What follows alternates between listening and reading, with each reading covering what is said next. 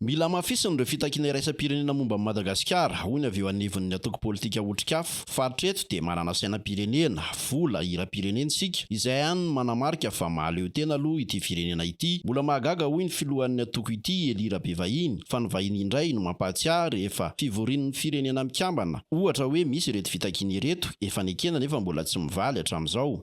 Ya, io moa zany dia tsy miovy ny fomba fijeriny otrikafo amin'izay lafiny izay, satria raha miresaka fiandrianam-pirenena tsika izay dia manamafy foana hoe raha jerena miendrika ivelany amin'ny resaka fahaleovantena tsika dia toa mitovy amina firenena mahaleo tena tokoa tsika, satria manana ny hirantsika. Efa tena jerentsika nefa izy dia tena mbola hita hoe tena mbola ny vahiny no mahazo vahana eto amintsika, ary ny andro tokony ny fiainantsika amin'ny ankapobeny, na ny toe-karena, ny sosialy, ny kolotsaina sy ny karazany dia tena mbola mibahana zany ny vahiny eto. Mbola mitohy hatrany moa ny tolon'ity atoko ity mikasika ireo nosy manodidina ny Madagasikara, hoy ihany ny fanazavana.